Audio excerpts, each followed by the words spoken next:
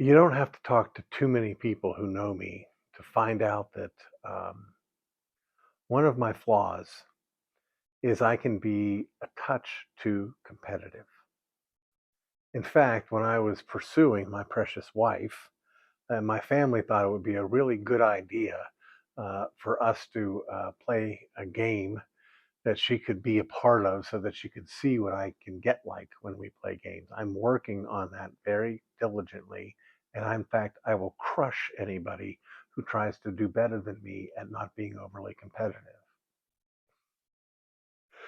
The truth is, I am competitive. And the truth is also, I love to play games.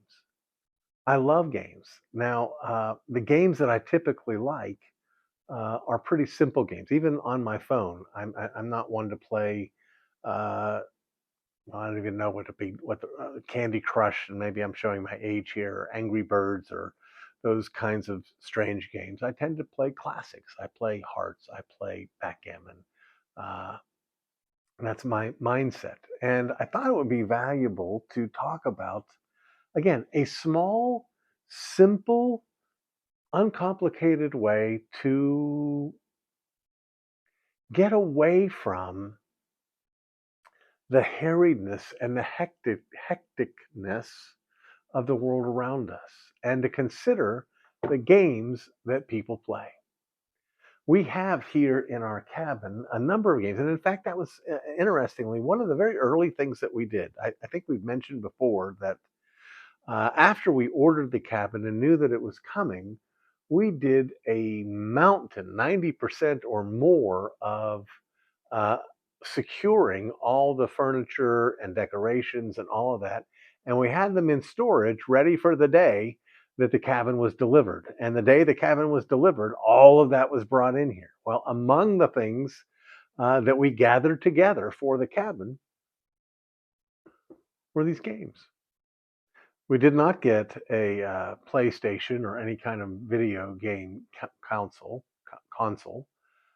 We got some very old school games. This particular one over here is, well, let's start over there. You've got Clue, you got Monopoly. Monopoly is one of Riley's favorites. You've got some more ones for younger kids, Shoots and Ladders, and what's the other one? Candyland. And by the way, Riley and Donovan are also big fans of chess, and they have gotten too smart for me.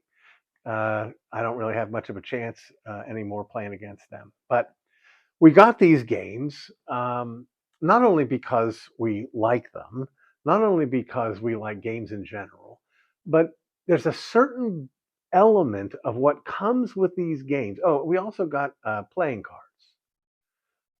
There's an element to what comes with those games that tends to be missing from the more frenetic kind of shoot 'em up racing video game kind of things. Well, one of those things is the freneticness, but there's a reason we don't have the freneticness in these games, and it's simply this: when you play these games, you know what's great about them? You can talk to each other. You can have conversation. These are not games where you're so involved, so focused, so zeroed in on the next move that anyone saying, "Hey, did you hear about this?" Or "I heard so and so needs prayer for that," or whatever it is. They're games that invite and involve conversation. They're games that are really, in some ways, what one might call a kind of social lubricant. It opens up people. They don't feel tense and uptight and worried because the game distracts them from that. But they are free and able to, again, converse and deal with one another. That's a good thing. It also is a good thing to, I'm sorry to say, reveal character. Because, when you lose your temper and get too uptight like I do, that's not such a good revelation. but it's true. It helps you get to know one another. And it can get you to help one another. It also engages the mind to a degree. So, you know, you don't have to have a cabin to do these things, but you can think through. Hey, if we're gonna if we're gonna do something, let's compare it not only to video games but to videos themselves. The experience, whether you're at the movie theater or whether you're at home, of watching a performance, even at a musical event of some sort, when you're watching a performance, you're sitting beside the people that you're with, and each of you is taking in what, by the way, this happens too often in church as well. You're taking in what's coming, each of you individually, taking in what's coming at you from the stage, but there's no real connection going on between you or among you, as there might be, again, when you're playing a game and you're having a conversation. So, have you thought about that? Have you thought through that? Oh, by the way, we also have here little card games for our littles, for our grandchildren. And I got to tell you something. Some of my best memories, some of the sweetest things that I recall, are not riding on Space Mountain at Disney World, or some other dramatic high energy thing. It's playing cards with my grandmother, with my Aunt Grace. In fact, I was telling Lisa a few weeks ago about my Aunt Grace. She was one of those aunts that's not really your aunt. She's your mom's or your grandmother's friend. And that's what Aunt Grace was. And she was, back in the 70s, she was an old lady right out of Central Casting. She had, pardon me, I don't mean this to be insulting, but she had calves like piano legs. She had big fake pearls every day. She smelled like white linen. She had clip-on earrings, and she would sort of wind herself up like this to sit in a dress, to sit on the floor with me, to play Memory, or to play Old Maid, or to play Crazy Eights. Crazy Eights was my favorite. And she would just do this for hours, and I had no idea that she was sacrificing for me. I thought she was enjoying it as much as I was. And, you know, at some level, probably what she was enjoying was me enjoying it rather than the thing in itself. Well, those are the things that make for gentle, peaceful, steady lives. Everything's not up in the air. Something else about these games, with the exception of Monopoly, and you'll notice we do not have Risk here. With the exception of Monopoly and Risk, one of the great things about these games is when you lose, you can start again, play another game. I spent hours and hours, and so is Lisa, playing what's that game? Sorry, with a bopper where you push down and the dice bounces up. Trouble, it's called, not Sorry. Sorry's a different one. Played Trouble with the four of us together, and just again enjoyed it immensely. Why? It's not because it's an exciting game. There is, like, maybe you don't know this. Pretty much every game except for chess has some level of randomness to it. When you're rolling the dice, you can't control that. And so that creates a kind of handicap where those who might not be as good can occasionally win a game against those who are good. And different games have different levels of that randomness. Trouble is pretty high up there. And nobody says, I'm really good at Trouble. You know, boy, when I was a kid, none of the kids would play Trouble with me because I won all the time. No, because it's based on this. There's a little bit of strategy, whether you choose to do this 5 or that 5 and those kinds of things, but not much.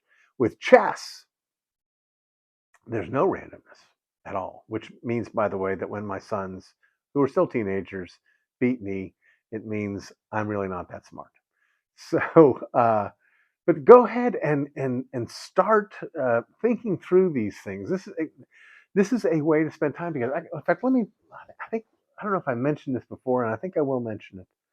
Uh, One night, not late in the evening, early evening, we went to our boys, and they had relatively recently gotten a game console, and we said to them, "Hey, would you like to come to the cabin?" And we knew that probably we were fearful anyway that they would want to play their game consoles. But I pushed them a little bit and said, "Come on, let's go. I want you to come." And they came, and we sat right around this circle playing catchphrase. Again, a game that doesn't. You can play another one. It's not. It can get a little edgy when it. But it doesn't have to get too edgy, and it is one of those places that I can get competitive. But anyway, we were here playing that game until it was bedtime, and they went to bed, and they had the best time. I asked them the next day, honestly, did you enjoy that? And they did. And you know, uh, those are the memories that I will have. Those are the memories that they will have. They're not going to remember whether or not they saved the princess. Once again, showing my age. Um, that's which one is that? That's Super Mario, where you save the princess. So take some time with your kids. Families used to have weekly game nights. That's not a bad idea. You might want to try that, a weekly game night. I remember when I was a kid, my parents got a Skittles game. You remember Skittles, where you had a top that you wrapped a string around, and you had little tiny duck pins in different boxes, and you try to knock them down, and you get points for how many you knock down. That was again that lot of randomness there. Although the harder you pull, the more it'll go. We had we loved to play Tripoli, 3 games in 1. It's a little long, but it's 3 games in 1. Any of these things are just great things for you to do together with your family. Simple, not at all complicated, but an enormous amount of fun. Now, if you are going to watch something with your friends or with your children or with your spouse, let me encourage you to watch Going Homesteady. These, like short games, these are not long programs, but there's lots of them, so you can keep watching them. I'd love for you to, if you just tuning in, if this is the first one you've seen, not only to subscribe, not only to like, not only to share, not only to leave a comment or engage in conversation in the comments section. I would love to have you just sit down and watch a few. I hope, it's my intent, my desire for even these little programs to be a calming, peaceful, non-frenetic, what's the word my wife uses? Gentle thing to look at, but also informative, valuable, helpful.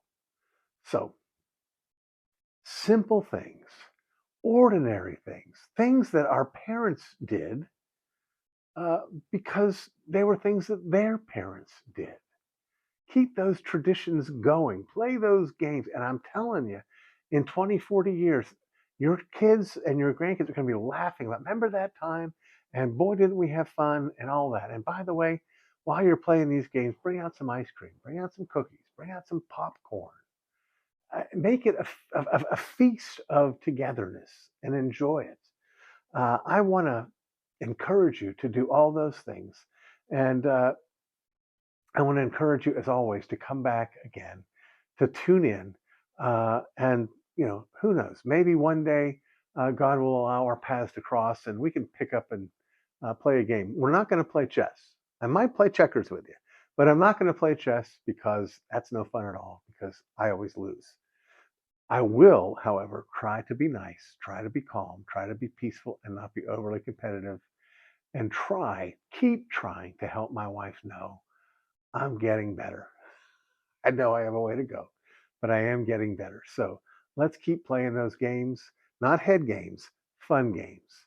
So remember again, leave that like, subscribe, send that comment, and share with your friends. And God willing, we'll see you next time. Thank you so much for tuning in and for being a part of Going Homesteady, for joining us on this journey. God bless you all. We'll see you next time.